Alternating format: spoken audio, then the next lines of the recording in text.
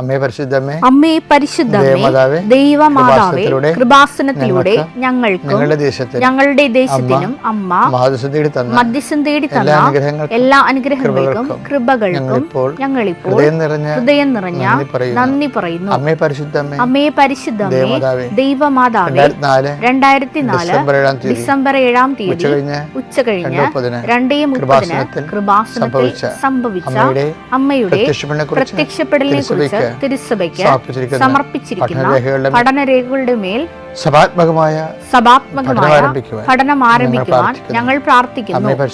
അമ്മേ പരിശുദ്ധമേ, ഭൂസ്വർലോകങ്ങളുടെ രാജ്ഞിയായ അങ്ങേയ്ക്ക് ഭൗമ സംരക്ഷണത്തിനായി പ്രപഞ്ച പ്രകൃതിയെ തന്നെ തിരുസഭ പ്രതിഷ്ഠിക്കുവാൻ ഈ പ്രത്യക്ഷീകരണം വഴി ഇടയാക്കണമേ. പരിശുദ്ധമേ, ജപമാല മാതാവേ, സകല കൃപാസനം പ്രാർത്ഥനകളോടും ചേർത്ത് ഞങ്ങളിപ്പോൾ പ്രാർത്ഥിക്കുന്ന ഈ കുടുംബത്തിന്റെ പ്രത്യേക നിയോഗം മക്കളെ, അമ്മയുടെ പ്രത്യക്ഷീകരണത്തിന്റെ ഈ അനുഗ്രഹവേളയിൽ ഞങ്ങൾക്ക് സാധിച്ചു തരുവാൻ കനിയണമേ. ആമേൻ. വിശ്വാസ പ്രമാണം. സർവശക്തനായ പിതാവും ആകാശത്തിന്റെയും ഭൂമിയുടെയും സൃഷ്ടാവുമായ ദൈവത്തിൽ ഞാൻ വിശ്വസിക്കുന്നു. അവിടുത്തെ ഏകപുത്രനും ഞങ്ങളുടെ കർത്താവുമായ ഈശോ മിശിഹായിലും ഞാൻ വിശ്വസിക്കുന്നു. ഈ പുത്രൻ പരിശുദ്ധാത്മാവിനാൽ ഗർഭസ്ഥനായി കന്യകാമറിയത്തിൽ നിന്ന് പിറന്ന് പൊന്തിയോസ് പീലാത്തോസിന്റെ കാലത്ത് പീഡകൾ സഹിച്ച് കുരിശിൽ തറയ്ക്കപ്പെട്ട് മരിച്ച് അടക്കപ്പെട്ട് പാതാളങ്ങളിൽ ഇറങ്ങി മരിച്ചവരുടെ ഇടയിൽ നിന്ന് 3-ാം നാൾ ഉയർത്ത് സ്വർഗത്തിലേക്ക് എഴുന്നള്ളി സർവശക്തിയുള്ള പിതാവായ ദൈവത്തിന്റെ വലതുഭാഗത്തിരിക്കുന്നു. അവിടെ നിന്ന് ജീവിക്കുന്നവരെയും മരിച്ചവരെയും വിധിക്കുവാൻ വരുമെന്നും ഞാൻ വിശ്വസിക്കുന്നു. പരിശുദ്ധാത്മാവിലും ഞാൻ വിശ്വസിക്കുന്നു. വിശുദ്ധ കത്തോലിക്കാ സഭയിലും പുണ്യവാന്മാരുടെ ഐക്യത്തിലും പാപങ്ങളുടെ മോചനത്തിലും ശരീരത്തിന്റെ ഉയർപ്പിലും നിത്യമായ ജീവിതത്തിലും ഞാൻ വിശ്വസിക്കുന്നു. ആമേൻ. സുഖസ്ഥനായ ഞങ്ങളുടെ പിതാവേ, അങ്ങയുടെ നാമം പൂജിതമാകണമേ. അങ്ങയുടെ രാജ്യം വരണമേ. അങ്ങയുടെ തിരുമനസ് സ്വർഗത്തിലെ പോലെ ഭൂമിയിലുമാകണമേ. അന്നു വേണ്ടുന്ന ആഹാരം ഇന്ന് ഞങ്ങൾക്ക് തരണമേ. ഞങ്ങളോട് തെറ്റ് ചെയ്യുന്നവരോട് ഞങ്ങൾ ക്ഷമിക്കുന്നത് പോലെ ഞങ്ങളുടെ തെറ്റുകൾ ഞങ്ങളോടും ക്ഷമിക്കണമേ. ഞങ്ങളെ പ്രലോഭനത്തിൽ ഉൾപ്പെടുത്തരുതേ, തിന്മയിൽ ഞങ്ങൾ രക്ഷിക്കണമേ. ആമേൻ. നന്മ നിറഞ്ഞ മറിയമേ, സ്വസ്തി. കർത്താവ് അങ്ങയുടെ കൂടെ സ്ത്രീകളിൽ അങ്ങ് അനുഗ്രഹിക്കപ്പെട്ടവളാകുന്നു. അങ്ങയുടെ ഉദരത്തിൻ ഫലമായി ഈശോ അനുഗ്രഹിക്കപ്പെട്ടവനാകുന്നു. പരിശുദ്ധ മറിയമേ, തമ്പുരാന്റെ അമ്മേ, പാപികളായ ഞങ്ങൾക്ക് വേണ്ടി ഇപ്പോഴും ഞങ്ങളുടെ മരണസമയത്തും തമ്പുരാനോട് അപേക്ഷിക്കണമേ. ആമേൻ. കർത്താവേ, നിന്റെ ഉന്നതമായ നാമത്തിന് സ്വസ്ഥം ചെയ്യുന്നു. കർത്താവേ, നിന്റെ വിശുദ്ധ പൗരോഹിത്യത്തെ മഹത്വപ്പെടുത്തണമേ. കർത്താവേ, അനേകം മക്കള്, ആയിരക്കണക്കിന് മക്കള് ഈ ഒരു പ്രാർത്ഥനയ്ക്ക് വേണ്ടി കാതോർത്ത് കൊതിച്ചിരിക്കേണ്ട ഈശോയെ, അവരെല്ലാം പ്രാർത്ഥിക്കണ കർത്താവേ, ഇന്നെങ്കിലും അച്ഛൻ ഞങ്ങളുടെ കാര്യം പറയണേ എന്നാണ്. ഈശോ, അതെനിക്ക് പറയാൻ കിട്ടുന്നുണ്ടോ, ഞാൻ പറയുന്നില്ല, അവരുടെ കാര്യമുണ്ടോ എന്ന് എനിക്കറിയത്തില്ല. പക്ഷേ അവരുടെ കാര്യം എന്താണെന്ന് നിനക്കറിയാം. അങ്ങനെ കൊതിച്ചിരിക്കുന്നവരുടെ കാര്യങ്ങളുടെ മേൽ ദൈവമേ ഇന്നൊരു തീരുമാനം ഉണ്ടാകണമെന്ന് പ്രാർത്ഥിക്കുന്നു. കർത്താവ്, ഞാൻ നിനക്ക് മുമ്പ് എൻ്റെ ദൂതനെ അയക്കുന്ന അലസ കർത്താവ്, അത് നിന്റെ വാഗ്ദാനമാണ്. ഈ പ്രാർത്ഥന കൂടുന്ന മക്കളെ ദൈവത്തിൻ്റെ സാന്നിധ്യം അവരുടെ ജീവിത മണ്ഡലങ്ങളിലും ജീവിതയാത്രയിലും ഇന്നവർ ഇടപെടുന്ന ഓരോ വിഷയങ്ങളും അനുഭവിക്കാൻ ഇടയാക്കണം പ്രാർത്ഥിക്കുന്നു. കർത്താവ്, ശരീരത്തിലുണ്ടാകുന്ന രോഗങ്ങൾ, പലതരത്തിലുള്ള ഡയഗ്നോസിസൊക്കെ കഴിയുമ്പോൾ ഇന്ന രോഗം ഉണ്ടെന്നൊക്കെ കേൾക്കുമ്പോൾ പേടിച്ചിരിക്കണം ഈശോയെ. അവർക്ക് പോയി പണി നോക്കാൻ പറഞ്ഞ ഈശോയെ. ഒരു പേടിക്കാൻ ആവശ്യമില്ല, അന്തിമ തീരുമാനം കർത്താവിൻ്റെതാണ് എന്ന് ബോധ്യം കൊടുത്ത് അവർക്ക് ധൈര്യം കൊടുക്കണമെന്ന് പ്രാർത്ഥിക്കുന്ന ഈശോയെ. ഈ പ്രാർത്ഥന വഴി കൃപാസനത്താരെ ജീവനോടെ പ്രത്യക്ഷപ്പെട്ട ദൈവമാതാവിൻ്റെ നിനക്ക് വേണ്ടി മധ്യസ്ഥ വഹിക്കുകയും നിൻ്റെ സങ്കടത്തിൻ്റെ കണ്ണുനീര് എങ്ങനെയാണോ മഞ്ഞ് തുള്ളികൾ സൂര്യൻ ഉദിക്കുമ്പോൾ വരണ്ട് ഉണങ്ങിപ്പോണ പോലെ നിൻ്റെ സങ്കടങ്ങൾ കർത്താവിൻ്റെ അനുഗ്രഹത്തിൻ്റെ ശക്തിയിൽ അങ്ങനെ വരണ്ടു പോട്ടെ എന്ന് പ്രാർത്ഥിക്കുന്നു. എൻ്റെ കർത്താവിൻ്റെ ഉന്നതമായ നാമത്തിൽ സഭയുടെ അധികാര സാമ്പത്തികമായ മേഖലകളിലെ വസ്തുക്കൾ വിറ്റുപോകാനും അതുപോലെ സ്ഥലങ്ങൾ വിറ്റുമാറാനും ഓരോ ആൾക്കാർ ഉള്ളത് വിറ്റിട്ട് വലിയ കടങ്ങളിൽ നിന്നും മോചിപ്പിക്കപ്പെടാൻ വേണ്ടി രാത്രിയും പകലും കടക്കാർ കൊണ്ട് പൊറുതിമുട്ടി മാതാവേ ആത്മഹത്യ ചെയ്യണമെന്ന് പോലെ ചിന്തിക്കുന്ന ആൾക്കാരുണ്ട് ഈശോയെ. അവരാരും ഒന്നും അവർക്ക് സങ്കടം. ഞാൻ 39 വർഷം അർപ്പിച്ച കുർബാന ആ കുടുംബങ്ങൾക്ക് ഇപ്പോൾ സംരക്ഷണമായിട്ട് പ്രാർത്ഥിക്കുന്നു. എൻ്റെ കർത്താവെ, അങ്ങയുടെ തിരുസന്നിധി ഞാൻ നന്ദി പറയുന്നു. ഏതെങ്കിലും ജീവിത വിഷയങ്ങൾക്ക് വേണ്ടി ഇന്ന് വേദനിക്കുന്നവർക്കും ഇന്ന് മറുപടി കിട്ടും, ഇന്ന് ദൈവം നമ്മൾ സംരക്ഷിക്കുമെന്ന് പറഞ്ഞവർക്ക് ഇന്ന് തന്നെ മറുപടി കൊടുത്തുകൊണ്ട് കർത്താവേ അവരങ്ങ് ഉറങ്ങണമെമ്പോൾ അവരുടെ ജീവിതത്തിലെ കാര്യങ്ങൾ ഏറ്റെടുക്കണമെന്ന് പ്രാർത്ഥിച്ചുകൊണ്ട് നിത്യപിതാവും പുത്രനും പരിശുദ്ധാത്മാവും സർവ്വേശ്വരൻ എന്നേക്കും ആമേൻ. നമ്മൾ ഈ ജപമാല നമ്മൾ എന്തുമാത്രം സഹായിക്കുന്നതെന്നറിയാമോ? ആ ജപമാല ഒന്നാമത് ലളിതമായ പ്രാർത്ഥനയാണ്, മുഴുവനും വചനം തന്നെയാണ് അതിൻ്റെ അകത്തുള്ളത്. നമുക്ക് സിമ്പിളായിട്ട് പ്രാർത്ഥിക്കാൻ പറ്റും. അപ്പോൾ അതുകൊണ്ട് തന്നെ നമുക്ക് ദൈവ സംരക്ഷണം ഉറപ്പ് വരുത്തും. നമ്മുടെ വഴിയിൽ ദൈവഹിതപ്രകാരമല്ല അത് നമ്മൾ ചെയ്യാൻ പോകുന്ന ജോലി. ചിലപ്പോൾ നിങ്ങളിപ്പോൾ ഏജൻറ്റിന് കാശ് കൊടുക്കാൻ പോലും വിചാരിച്ചോ, നിങ്ങൾ അളിയൻ വിളിച്ചോ കൊണ്ടുപോകാന്ന് തിരക്കി വിളിക്കുക. ഇപ്പം നിൻ്റെ ഭാര്യയുടെ അളിയനെ ആരെങ്കിലും വിളിച്ചു പറഞ്ഞാൽ എളുപ്പം കൊണ്ടുപോകാം, എത്ര നേരമായി നമ്മളെ ഇപ്പം കൊണ്ടുവരാൻ പറഞ്ഞാൽ നമ്മളെ ഇടംബലം ചിന്തിക്കാതെ പൈസ കൊണ്ട് കൊടുക്കും. കാര്യം തട്ടിക്കാനുള്ളവൻ ധൃതി കാണിക്കും. എപ്പോഴും ഓർത്തേക്കണം, തട്ടിപ്പ് ആൾക്കാർ ധൃതി കാണിക്കും. എല്ലാവരും അങ്ങനെ കാണിക്കണമെന്നല്ല, പൊതുവേ നമ്മൾ അങ്ങനെയാണ് കണ്ടുവന്നിരിക്കുന്നത്. പിടിയോ എന്ന് പറഞ്ഞുകൊണ്ട് നമ്മളെ കൊണ്ട് ചിന്തിപ്പിക്കാൻ സമയം തരാത്തവന്മാർ നല്ല ഫ്രോഡുകളായിരിക്കും. അപ്പോൾ അങ്ങനെ നമ്മൾ 6 ലക്ഷം രൂപ കൊടുത്ത് 5 ലക്ഷം രൂപ കൊടുത്ത് അല്ലെങ്കിൽ അഡ്വാൻസ് കൊടുത്തു എന്നൊക്കെ പറയല്ലേ, പിന്നെ നമുക്ക് അരഞ്ഞു കൂപ്പി കോടതിയിൽ പോയി നടന്ന് അവിടേക്ക് പോയ കാശ് പിടിക്കാൻ വേണ്ടി എന്ത് കഷ്ടപ്പാടാണ്. അപ്പം അതുകൊണ്ട് തന്നെ ഇതൊന്നും വരാതിരിക്കാൻ വേണ്ടി ആക്രാന്തം കൊടുത്ത് നമ്മളെ പറ്റിക്കാനിരിക്കുന്ന ആൾക്കാരിൽ നിന്ന് രക്ഷപ്പെടാൻ വേണ്ടി ഏറ്റവും നല്ലതാണ്, സംരക്ഷണത്തിനുള്ളതാണ് പ്രാർത്ഥന എന്ന് പറയുന്നത്. എല്ലാം ദൈവത്തിന് സമർപ്പിച്ചു. അത് നിങ്ങളെ എന്തെങ്കിലും പൂച്ച കുരിച്ച് വരക്കണവരെ എന്തെങ്കിലും കാണിച്ച് പോകരുത്. ചില ആൾക്കാർക്കൊരു പരിപാടിയുണ്ട്, ഉടുപ്പൊക്കെ ഇട്ട് കണ്ണാടി നോക്കാൻ വേണ്ടി കുറേ നേരമൊക്കെ എടുക്കും, ഇങ്ങനെയൊക്കെ നോക്കും. പല കർത്താവിൻ്റെ തരുമ്പോൾ ഇതിങ്ങനെ കാണിക്കും. അപ്പം നമ്മൾക്ക് പ്രാർത്ഥനയ്ക്ക് ഉള്ള ആൾക്കാർക്ക് എപ്പോഴും നമുക്ക് വിശ്വാസികൾ നമ്മളെ ആക്രമിച്ചുകൊണ്ടിരിക്കും. വേളാങ്കണ്ണി പോകാൻ വേണ്ടി കയറിയാൽ മതി വണ്ടിയെ, നമ്മൾ പ്രാർത്ഥിക്കാൻ നോക്കുമ്പോൾ തന്നെ പ്രാർത്ഥന തുടങ്ങിയിട്ടുണ്ട്. ഇനിയിപ്പോൾ ഇന്നെങ്ങാനും തീരുവായത് എന്ന് അങ്ങോട്ടും ഇങ്ങോട്ടും എന്നിട്ട് അവരങ്ങോട്ടും ഇങ്ങോട്ടും ഓളിച്ചിരിച്ചുകൊണ്ടിരിക്കും. വിശ്വാസം അപ്പം തന്നെ വണ്ടിയെ കയറുകയാണ്. അപ്പോൾ വിശ്വാസിയായി ജീവിക്കുക എന്ന് വെച്ചാൽ കുറച്ച് തൻ്റെ ഇടം കൂടി വേണം. ഇങ്ങനെയുള്ള ഐറ്റമൊക്കെ ഉണ്ടല്ലോ, അവരൊക്കെ നമ്മളെപ്പോഴും ഈടറോടുകൂടി അവർക്ക് ലോകത്തിൻ്റെ സന്തോഷം അവർക്ക് മനസ്സിലിരിക്കണത്. അപ്പോൾ അതിനൊക്കെ അതിജീവിക്കാൻ വേണ്ടി നിന്നായിരിക്കും ചിലപ്പോൾ അവിടെ അഭിഷേകം ചെയ്തിരിക്കുന്നത്. അപ്പോൾ നീ നിൻ്റെ ഡ്യൂട്ടി ചെയ്യണം. അങ്ങനെ വരുമ്പോൾ ദൈവതിരുസന്നിധിയിൽ നിന്നെ പ്രതിയായിരിക്കും സംരക്ഷണം. ജപമാലയിൽ 6 നന്മ നിറഞ്ഞ മറിയ എന്നുള്ളത് 6 ദൈവവചനമാണ്. സ്വർഗസ്ഥനായ പിതാവിനും 6 ദൈവവചനമുണ്ട്. പക്ഷേ ഇനി ജപമാലയുടെ അകത്തുള്ള രഹസ്യങ്ങളെല്ലാം രക്ഷാകര സംഭവങ്ങളാണ്. കർത്താവിൻ്റെ വിശുദ്ധ രക്തത്തെ ലോകത്ത് വീണ്ടെടുത്ത സംഭവങ്ങൾ ജപമാലയിലുള്ളത്. എന്താണ് കുഴപ്പം സംഭവിച്ചതെന്ന് വെച്ച് കഴിഞ്ഞാൽ, ഈ വീട്ടിൽ പ്രായമുള്ളവർ ചൊല്ലി വക്രിച്ച് കളഞ്ഞു ജപമാല. ആ ജപമാലയുടെ ഒരു ഭക്തി, ഒരു വിശ്വാസത്തിന് ചെല്ലുന്ന ആൾക്കാരുണ്ട്. പിന്നെ വാപോയ കൊടാലി പോലെ ജപമാല ചെല്ലുന്ന ആൾക്കാർ. അങ്ങനെയൊക്കെ പിള്ളേർ കേട്ട് ഈ ജപമാലയുടെ ഒരു വില കുടുംബത്തിൽ കളഞ്ഞിട്ടുണ്ട്. അപ്പോൾ ജപമാല ഒരു വാക്ക് പിടിച്ച് നമ്മൾ ചൊല്ലിക്കണമെന്നാണെങ്കിൽ ജപമാലയേക്കാൾ വലിയൊരു പ്രാർത്ഥനയില്ല. ഇപ്പം ഞങ്ങൾക്ക് കാന നമസ്കാരം ഉണ്ടല്ലോ അച്ഛന്മാർക്ക്. അപ്പോൾ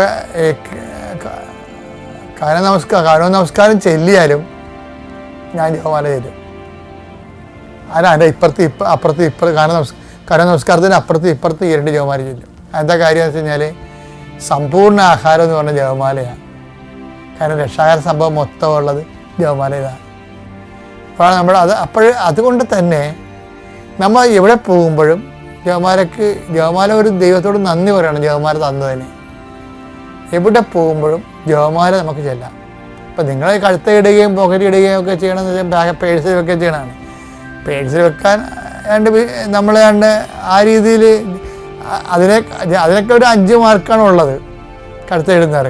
പക്ഷെ ബാക്കി 95 മാർക്ക് എന്തിനാണ്? ജപമാല ചെല്ലുന്നതിനാണ്. ജപമാല ചെല്ലാതെ കഴുത്തിടണമെന്ന് പറഞ്ഞാൽ എന്തിനാണ്? അത് പിശാച് വരാതിരിക്കാൻ വേണ്ടി പേടിത്തൊണ്ടന്മാരെ ഇടണം. ഞാൻ അവരെ കുറ്റം പറയുകയല്ല.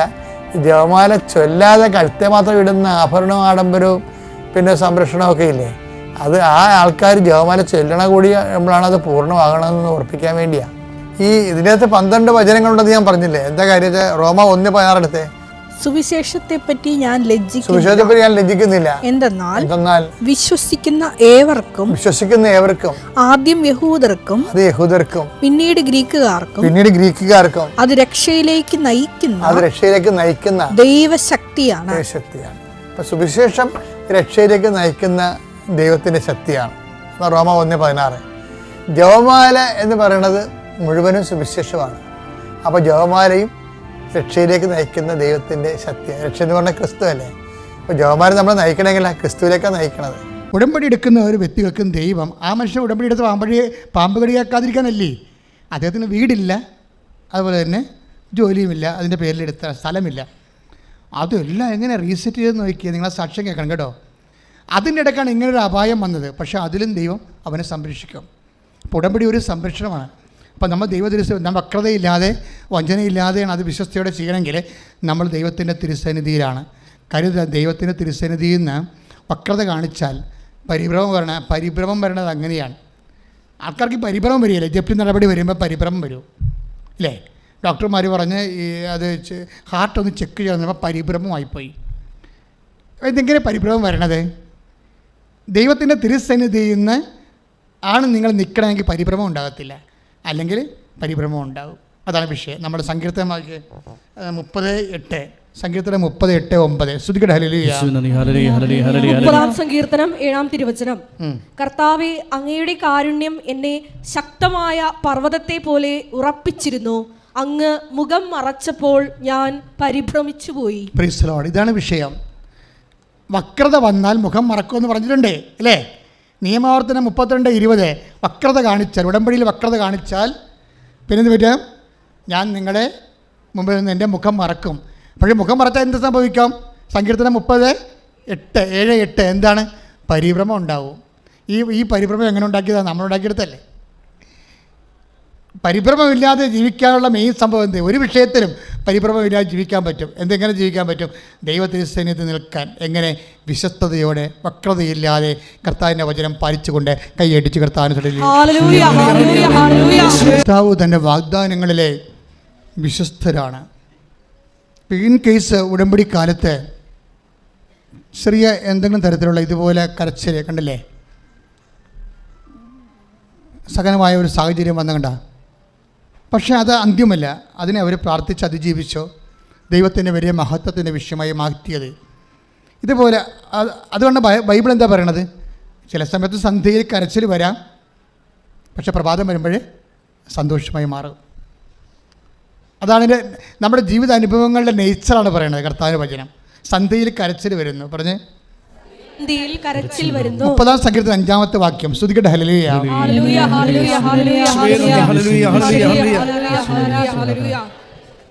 30-ാം സങ്കീർത്തനം 5-ാം തിരുവചനം. എന്തെന്നാൽ അവിടുത്തെ കോപം നിമിഷ നേരത്തേക്കേ ഉള്ളൂ. അത്രേ ഉള്ളൂ. എന്തെന്നാൽ അവിടുത്തെ കോപം നിമിഷ നേരത്തേക്കേ ഉള്ളൂ. അപ്പൊ നീണ്ടു നിൽക്കത്തില്ല. മനസ്സിലായില്ലേ? ക്ലിയർ അല്ലേ? അടുത്തത് അവിടുത്തെ പ്രസാദം ആജീവനാന്തം നിലനിൽക്കുന്നു. രാത്രിയിൽ വിലാപമുണ്ടായേക്കാം, എന്നാൽ പ്രഭാതത്തോടെ സന്തോഷത്തിന്റെ വരവായി. അപ്പോൾ ഉടമ്പടി എടുക്കുന്ന ഓരോ മക്കൾക്കും ഇടയ്ക്കൊരു ചെറിയ ക്ലേശങ്ങൾ വന്നാൽ നിങ്ങളെ ക്ലേശത്തിൽ നിങ്ങളെ വിട്ടുകൊടുക്കരുത്. നിങ്ങൾ പ്രെയർ ചെയ്ത് പ്രതിരോധിച്ച് കർത്താവിൻ്റെ ഈ സന്ധ്യയെ വിശ്വാസം കൊണ്ട് അതിജീവിക്കണം. സന്ധ്യയിനെയും കരച്ചും വിശ്വാസം കൊണ്ട് അതിജീവിക്കണം. പ്രഭാതം സന്തോഷത്തിലേക്ക് വന്ന് അത് പൊട്ടിവിടുന്നവരെ നമ്മൾ വിശ്വാസി നോക്കി പാർക്കും. അതുകൊണ്ടാണ് പറയുന്നത് സന്ധ്യ, അതായത് പ്രഭാതമാകാൻ കാത്തിരിക്കുന്ന കാവൽക്കാരെ പോലെയാണ് ഓരോ വിശ്വാസിയും. പ്രഭാതമാകുമെന്ന് വൃത്തിയായിട്ട് നമുക്കറിയാം. അപ്പം അതിനുള്ളിലുണ്ടാകുന്ന രാത്രികളെ നമ്മൾ പഴിക്കത്തില്ല. അത് പ്രാർത്ഥനയുടെ വിഷയമാക്കി മാറ്റും. കൈയിട്ടിച്ച് കർത്താവിനെ ശ്രദ്ധിക്കുക.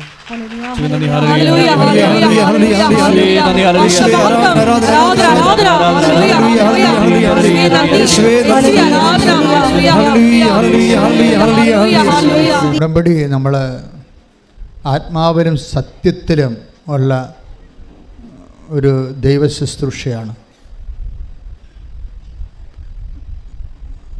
ഉടമ്പടി എങ്ങനെയുള്ള ദൈവ ശുശ്രൂഷയാണ്? ആത്മാവിലും സത്യത്തിലുമുള്ള ദൈവ ശുശ്രൂഷ. കർത്താവ് തന്നെ ആരാധനയുടെ മുഖമുദ്രയെക്കുറിച്ച് പറയണത് എന്താണ്? യഥാർത്ഥ ആരാധകരെ ആത്മാവിനും സത്യത്തിലുമാണ് ദൈവത്തെ ആരാധിക്കുന്നത്. Praise the Lord. Like the bird of യോഹന്നാന്റെ സുവിശേഷത്തിലെ 4-ാം അധ്യായം. ശ്രുതികട ഹല്ലേലൂയ ഹല്ലേലൂയ ഹല്ലേലൂയ. യേശുവേ ആരാധന. 4:23. യോഹന്നാൻ 4:23. ആത്മാവിലും സത്യത്തിലും പിതാവിനെ ആരാധിക്കുന്ന സമയം വരുന്നു. ഉടമ്പടി ഒരു ആരാധനയാണ് ശരിക്കും. എങ്ങനെയാണ് ആരാധനയുടെ മുഖമുദ്രയുള്ള ആരാധന? അവിടെ എന്താ ഉള്ളത്? ആത്മാവിലെ സത്യത്തിലുമാണ് ആരാധിക്കുന്നത്. സത്യത്തിൻ്റെ ശുശ്രൂഷയാണ്. സത്യക്കേട് കാണിച്ചാൽ ശുശ്രൂഷയ്ക്ക് സ്വാഭാവികമായ നെഗറ്റീവ് ഇഫക്റ്റ് ഉണ്ടാകും.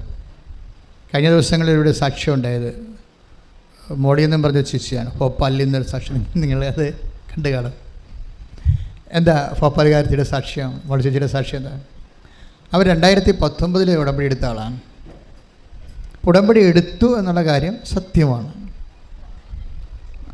അവരെന്താ പറഞ്ഞത്? ഞാൻ ഉടമ്പടി മാത്രമേ എടുത്തുള്ളൂ, അതിൻ്റെ മറ്റു കാര്യങ്ങളൊന്നും ഞാൻ ചെയ്തില്ല. മറ്റു കാര്യങ്ങൾ എന്താണ്?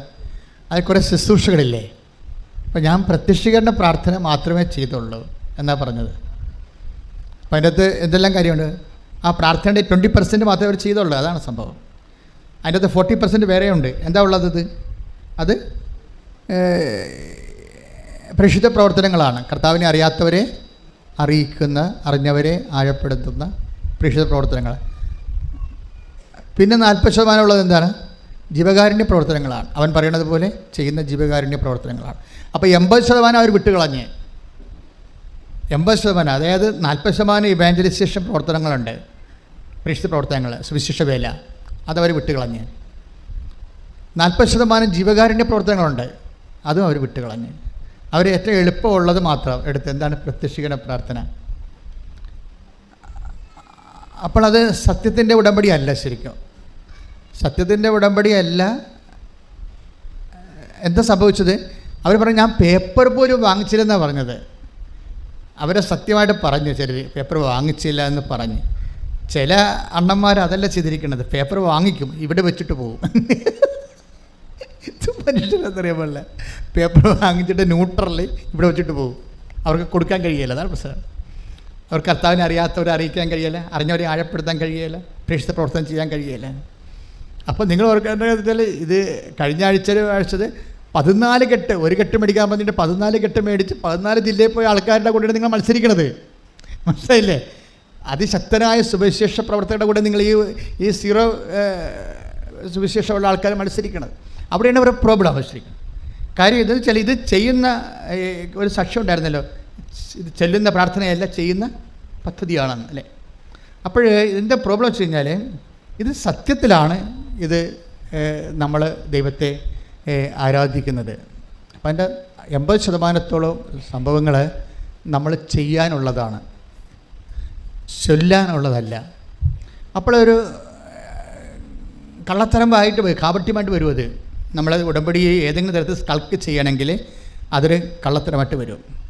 എനിക്ക് നിങ്ങളോട് പറയാനുള്ളത്, ദൈവത്തിന് പിടി കൊടുക്കരുതെന്നാണ് പറയാനുള്ളത്. നിങ്ങൾ പ്രഖ്യാപിത കള്ളന്മാരാണെന്നുള്ളതേ, വിലമടിച്ചുകളാണ്, വിലമടിയന്മാരാണ്, കർത്താവിന് വേണ്ടി വേല ചെയ്യുന്നതിൽ താല്പര്യമില്ലാത്തവരാണെന്ന്, അത് ഇങ്ങനെയുള്ള കാര്യങ്ങൾ ബോധപൂർവം വേറെ ആടിനെ പിടരക്കി വെച്ച് കെട്ടി അവരെ കൊണ്ട് തുമ്പിയെ കൊണ്ട് കല്ലെടുപ്പിക്കണ പോലെ, കുരങ്ങനെ കൊണ്ട് ചൂട് പായസം കുരിക്കണ പോലെയുള്ള കുരങ്ങ് കളിക്കാരാണെന്ന് ദൈവത്തിന് പിടികൊടുക്കാതിരിക്കുന്നതാണ് നിങ്ങൾക്ക് നല്ലത്. എന്താ കാര്യം അറിയാമോ? ഒരിക്കൽ പിടികൊടുത്താൽ കർത്താവ്, ഇപ്പോൾ തന്നെ ഈ ചേച്ചിക്ക് സംഭവിച്ചത് എന്താ? പിറ്റേ ദിവസം അവരുടെ മകൻ വെറുതെ ഇരുന്ന മകൻ മുകളിലത്തെ 2ാം നിലയിൽ നിന്ന് തയ്യം കുത്തി താഴെ വീണു. വല്ല കഥയുണ്ടാകും. ആ കാശിലും കഴുത്തിലും ഉണ്ടായതുകൊണ്ട് മാത്രം നടുവ് തല്ലി ഒടിഞ്ഞില്ല, എല്ലൊടിഞ്ഞില്ല. 2ാം നിലയിൽ നിന്ന് ടെറസിൽ നിന്ന് താഴെ ടൈൽസ് വീണാനുള്ള അവസ്ഥ എന്താണ്? പൊടിഞ്ഞു പോകത്തില്ലേ? അപ്പോൾ ഉടമ്പടി സംരക്ഷണം ഉണ്ടായതുകൊണ്ട് ആണ് ആ മകൻ ഒരു ചെറിയ 10 ദിവസത്തെ റെസ്റ്റ് കൊണ്ട് അവൻ രക്ഷപ്പെട്ടു. അപ്പം ഉടമ്പടി സംരക്ഷണം എന്ത് ശക്തമാണെന്ന് നോക്കിയേ. ഈ 2ാം നിലയിൽ നിന്ന് താഴെ ടെറസിൽ നിന്ന് താഴെ ടൈൽസ് വീഴുന്ന ആളിൻ്റെ എത്ര അസ്ഥി ഒടിയണം? ഒരു 10-20 അസ്ഥി ഒടിയേണ്ടതാണ്. അവൻ പറഞ്ഞത് എന്നെ 3 സ്ഥലത്ത് വെച്ച് മാതാവിനെ താങ്ങിയെന്നാണ് പറയണത്. അതുകൊണ്ടാണ് അവനെ പിടിച്ച് കൊണ്ടുവന്ന് ഇരുത്തണ പോലെ ഇരുത്തിയത്. അവർക്കൊരു നോട്ട് കൊടുത്തതാണ്, നീ തീക്കട്ടയെ ഉറുമ്പരിക്കരുതെന്ന് പറഞ്ഞ പോലെ ദൈവത്തിൻ്റെ അടുത്ത് വന്നിട്ട് സ്വന്തം വയറ്റിപ്പഴപ്പിന് വേണ്ടി സുവിശേഷത്തിന് ദുർവിനിയോഗിക്കരുത്, ഒരു നോട്ട് കൊടുത്തതാണ്. അതുകൊണ്ടാണ് സത്യമല്ല അവർ ചെയ്തത്. അതുകൊണ്ടാണ് ഈ യോഹന്നാന്റെ സുവിശേഷം 4:28 take the word of God, read it again. ശ്രുതികട ഹല്ലേലൂയ. യോഹന്നാൻ 4:23 യോഹന്നാൻ 4:23. എന്നാൽ യഥാർത്ഥ ആരാധകർ ആത്മാവിലും സത്യത്തിലും പിതാവിനെ ആരാധിക്കുന്ന സമയം വരുന്നു. അപ്പൊ ആരാധനയ്ക്ക് രണ്ട് വശങ്ങളാണുള്ള, ഒന്ന് ആത്മാവിലും, രണ്ടാമത്തത് സത്യത്തിലും. ആത്മാവിൽ ആരാധിക്കുക എന്ന് പറയുമ്പോൾ എന്താ, നിങ്ങൾ ഉടനെ ഭാഷാവൃത്തി ആരാധിക്കുകയാണെന്ന് പറയും. അതങ്ങനെ വ്യാഖ്യാനിക്കുന്നവരുണ്ട്. പക്ഷേ ആത്മാവിൽ ആരാധിക്കുക എന്ന് വെച്ച് കഴിഞ്ഞാൽ ആത്മാവിൻ്റെ ശുശ്രൂഷിക്കുന്നവർ കർത്താവിൻ്റെ വചനം ഇപ്പോൾ 1 പത്രോസ് 4:11 എടുത്ത് ശ്രുതികട്ടെ. ഹല്ലേലൂയ ഹല്ലേലൂയ ഹല്ലേലൂയ ഹല്ലേലൂയ ഹല്ലേലൂയ. യേശുവേ നന്ദി, യേശുവേ സ്തുതി. ഹല്ലേലൂയ ഹല്ലേലൂയ ഹല്ലേലൂയ ഹല്ലേലൂയ ഹല്ലേലൂയ. യേശുവേ ആരാധന ആരാധന ആരാധന. 1 പത്രോസ് 4:11. പ്രസംഗിക്കുന്നവൻ ദൈവത്തിന്റെ അരുളപ്പാട് നൽകുന്നവനെ പോലെ പ്രസംഗിക്കട്ടെ. ശുശ്രൂഷിക്കുന്നവൻ ദൈവത്തിൽ നിന്ന് ലഭിച്ച ശക്തി കൊണ്ട് എന്ന പോലെ ശുശ്രൂഷിക്കട്ടെ. അപ്പൊ ആത്മാവിൽ ശുശ്രൂഷിക്കട്ടെയാണ്. ദൈവത്തിൽ നിന്നുള്ള ശക്തി എന്ന് പറയുന്നത് എന്താണ്? ദൈവത്തിൽ നിന്നുള്ള ശുശ്രൂഷിക്കുന്നവൻ ദൈവത്തിൽ നിന്നുള്ള ശക്തി. ഇപ്പൊ ലൂക്കാ നടപടി പുസ്തകത്തിൽ 1:8 എടുത്ത് 1:4 എടുത്ത് ശ്രുതികട്ടെ. ഹല്ലേലൂയ ഹല്ലേലൂയ ഹല്ലേലൂയ ഹല്ലേലൂയ ഹല്ലേലൂയ ഹല്ലേലൂയ. യേശുവേ നന്ദി, യേശുവേ സ്തുതി. ഹല്ലേലൂയ ഹല്ലേലൂയ. അപ്പോസ്തല പ്രവർത്തനങ്ങൾ 1:8. എന്നാൽ പരിശുദ്ധാത്മാവ് നിങ്ങളുടെ മേൽ വന്നു കഴിയുമ്പോൾ നിങ്ങൾ ശക്തി പ്രാപിക്കും. അപ്പോൾ ദൈവത്തിൽ നിന്ന് ആത്മാവിന് ശക്തി എന്ന് പറഞ്ഞു കഴിഞ്ഞാൽ കർത്താവിൻ്റെ ദൈവത്തെ ശുശ്രൂഷിക്കുന്നവർ പരിശുദ്ധാത്മാവിൻ്റെ കൃപയിലും ശക്തിയിലുമാണ് അവർ ശുശ്രൂഷിക്കുന്നത്. അപ്പോൾ അവർക്ക് നടന്നാലേ അവർ തളരത്തില്ല.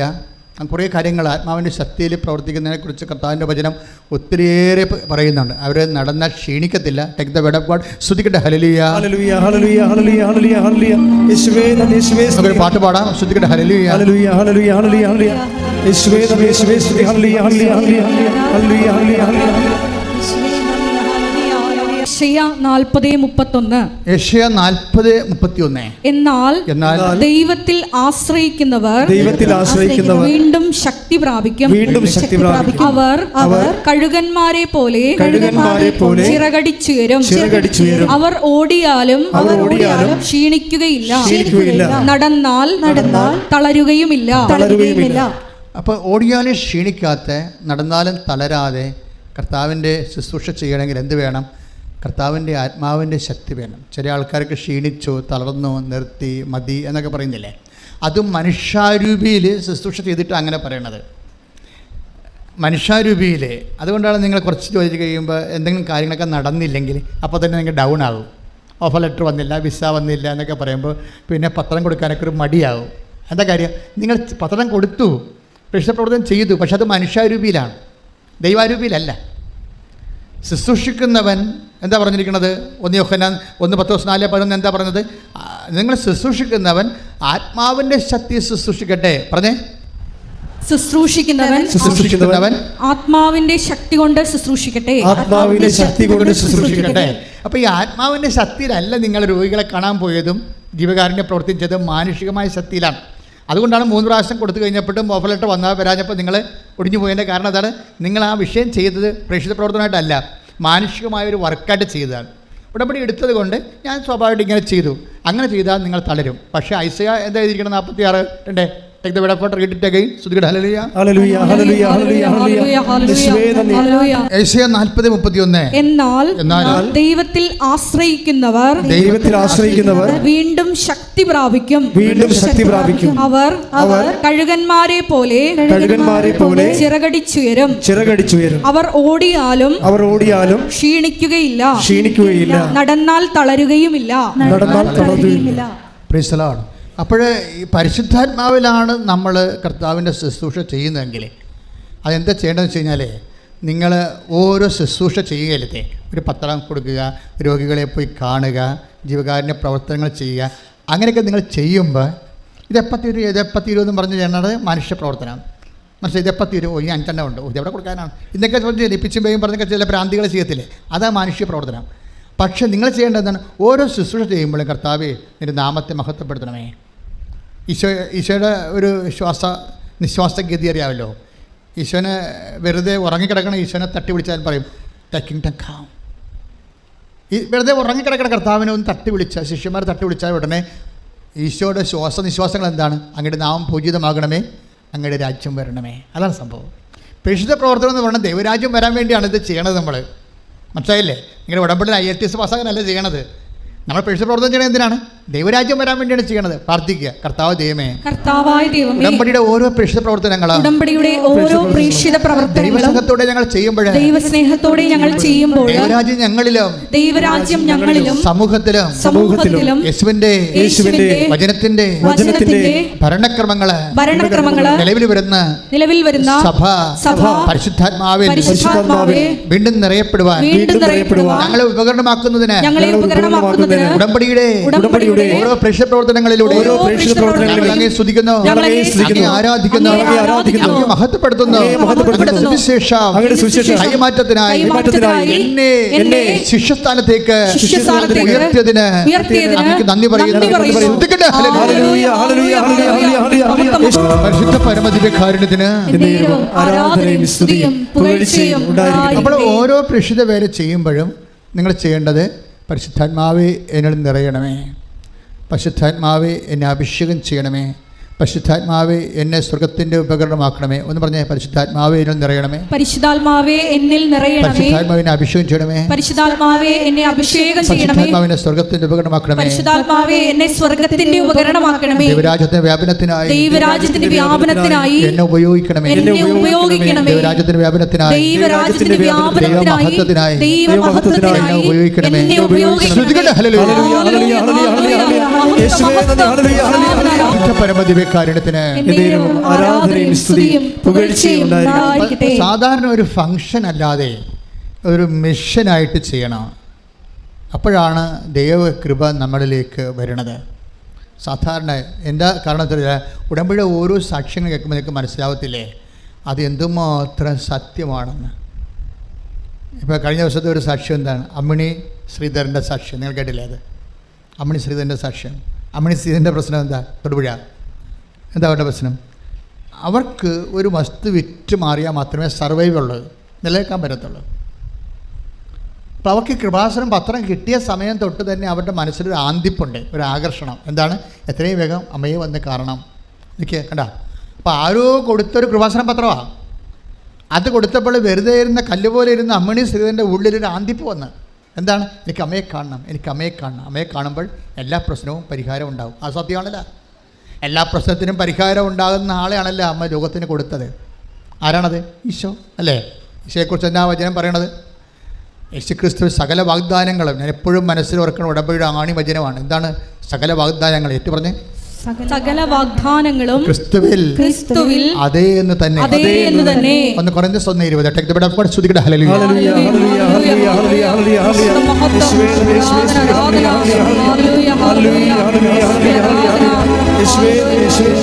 പരിശുദ്ധ പരമദിവ്യകാരുണ്യത്തിന് ആരാധനയും സ്തുതിയും പുകഴ്ചയും ഉണ്ടായിരിക്കട്ടെ.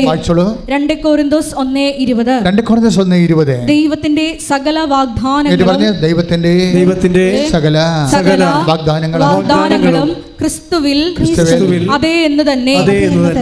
അപ്പോൾ സകല വാഗ്ദാനങ്ങളുമാണ് മനുഷ്യന് ഈ ഫിസിക്കാലിറ്റി മെയിൻറ്റെയിൻ ചെയ്യാൻ, അവൻ്റെ സ്പിരിച്വാലിറ്റി അലൗകികമായ ആവശ്യങ്ങളെ അഭിമുഖീകരിക്കാൻ, അവൻ്റെ സ്പിരിച്വാലിറ്റി മെയിൻറ്റെയിൻ ചെയ്യാൻ ദൈവത്തിൻ്റെ സംവിധാനത്തിൻ്റെയും പദ്ധതിയുടെയും പേരാണ് ക്രിസ്തു. അതുകൊണ്ട് ക്രിസ്തുവിൽ എന്താ സംഭവിച്ചിരിക്കുന്നത്? 2 കൊരിന്തോസ് 1:20 എന്താ പറയണത്? സകല വാഗ്ദാനങ്ങൾ ഏറ്റു പറഞ്ഞു, സകല വാഗ്ദാനങ്ങളും ക്രിസ്തുവിൽ അതേ തന്നെയാണ്. അപ്പോൾ ഇങ്ങനെ എല്ലാ വാഗ്ദാനങ്ങളും നിറവേറുന്ന, എല്ലാ ആവശ്യങ്ങളുടെ മേലും ആശ്വാസം ലഭിക്കുന്ന ദൈവത്തിൻ്റെ പദ്ധതിയായ ക്രിസ്തുവിനെ ലോകത്തിന് കൊടുത്തതാരാണ്? മരിയൻ, അമ്മയാണ് അല്ലേ? അപ്പോൾ അതുകൊണ്ട് തന്നെയാണ് നമ്മൾ ഇപ്പോൾ അമ്മിണി ശ്രീധരൻ എന്താ പറയണത്? അമ്മയെ കണ്ട എൻ്റെ പ്രശ്നത്തിന് പരിഹാരമാകും. അമ്മിണിയുടെ പ്രശ്നം എന്താ? അമ്മിണിയുടെ പ്രശ്നം സീരിയസ് പ്രശ്നമാണ്. കാര്യം അവരുടെ വസ്തു ഒരു 300 പേര് വന്ന് കണ്ടു പോയിരിക്കുക. 300 പേര് നിൽക്കുക. ഒരു വസ്തു വിൽക്കാതെ അവർക്ക് ജീവിക്കാൻ നിവൃത്തിയില്ല, കടമാണ്. അപ്പോൾ കടക്കാർ കഴുത്തിന് പിടിക്കണ ഒരവസ്ഥയിൽ ശ്വാസം പിടിക്കാൻ വേണ്ടി ശ്വാസം മുട്ടിരിക്കുന്ന അവസ്ഥയിലാണ് ഈ പത്രം കിട്ടണത്. അപ്പോൾ എൻ്റെ മക്കൾ ഓർക്കണം, നിങ്ങളുടെ പത്രം ഓരോ മനുഷ്യനെ കൊടുക്കുമ്പോൾ അവർ കടക്കാർ അവിടെ കഴുത്തിന് പിടിച്ച് ശ്വാസം മുട്ടിച്ച് കൊല്ലാൻ വേണ്ടി പോകുമ്പോൾ, അവർ ചാകാൻ വേണ്ടി പോകുമ്പോഴാണ് നിങ്ങൾ ഈ പത്രം കൊണ്ട് ചെല്ലണത്. എന്താ കാര്യം? അപ്പോൾ ആ പത്രം കിട്ടിയപ്പോൾ അവർക്ക് അമ്മയോട് ഒരു ആയ്പ് വന്നു, ഒരു ആകർഷണം വന്നു. എന്താണ്? അമ്മയെ കണ്ട എൻ്റെ കാര്യത്തിനൊരു തീരുമാനം ഉണ്ടാകും. അപ്പോൾ അവർ അടുത്ത ഒരു സമയത്ത് അവർക്ക് പറ്റിയ ഒരു സമയത്ത് അവരിവിടെ വന്നു. അവരിവിടെ വരുമ്പോൾ ഓർക്കണം എന്താ പറയുക, അവർ എങ്ങനെ എനിക്ക് ഉടമ്പടി എടുത്ത് വിജയിപ്പിക്കാൻ പറ്റും, അതാണ്. എങ്ങനെ എനിക്ക് ഉടമ്പടി എടുത്ത്, ഈ ദൈവസ്നേഹമുള്ളവർക്ക് അങ്ങനെ തോന്നും. ദൈവസ്നേഹം ഇല്ലാതെ കാര്യത്തിന് മാത്രം പ്രസക്തമുള്ളവർക്ക് എങ്ങനെ ഇതിൻ്റെ പകുതി ചെയ്ത് ഇതിന് ദൈവത്തിൻ്റെ കണ്ണിൽ പൊഴിയിടാൻ പറ്റും, അങ്ങനെ ചിന്തിക്കുന്നവരുണ്ട്. എങ്ങനെ ഉടമ്പടിക്ക് പറഞ്ഞിരിക്കുന്നതിൻ്റെ കാര്യത്തിൻ്റെ പകുതി ചെയ്യാൻ പറ്റും, പകുതി ചെയ്ത് ദൈവത്തിൻ്റെ കണ്ണിൽ പൊടിയിട്ട് അനുഗ്രഹം അടിച്ചു മാറ്റാൻ പറ്റും, അങ്ങനെ ചിന്തിക്കുന്ന ആൾക്കാരുണ്ട്. പക്ഷേ അമ്മയുടെ ശ്രീധരൻ ആ ടൈപ്പല്ല. അവർ കൊതിയോടുകൂടി വന്ന് ആർത്തിയോടുകൂടി ഉടമ്പടി ചെയ്ത് അവർ ആ ഉടമ്പടി പ്രകാരം എല്ലാം ചെയ്യാൻ വേണ്ടി തീരുമാനിച്ചു. അവർ നടപ്പിലെഴുതുമ്പോൾ അന്ന് രാത്രി അമ്മ അവൾക്ക് പ്രത്യക്ഷപ്പെടും. എന്നിട്ട് അവൾ എന്താ പറയണം, അവളോട് പറയണത്, നീ 17 പറഞ്ഞ ഡേറ്റ് കുറിച്ചിട്ടോ, അന്ന് നിൻ്റെ പ്രശ്നങ്ങളെല്ലാം തീരുമെന്ന്. ഇന്നേക്ക് 17-ാം ദിവസം നിൻ്റെ പ്രശ്നങ്ങളെല്ലാം തീരും. അമ്മണി ശ്രീധരൻ അമ്മ പറഞ്ഞതും കേട്ട് 1, 2, 3, 4, 5 എന്ന് പറഞ്ഞ് എണ്ണിയിരിക്കുകയാണ്. 17-ാം ദിവസം ഈ 300 പേര് വന്നിട്ട് എടുക്കാണ്ട് പോയ സ്ഥലം 17-ാം ദിവസം ഒരു മനുഷ്യൻ വന്ന് അഡ്വാൻസ് കൊടുത്ത് ആ സ്ഥലം എടുത്തുകൊണ്ട് പോയി. ശ്രുതികട്ടെ, ഹല്ലേലൂയ.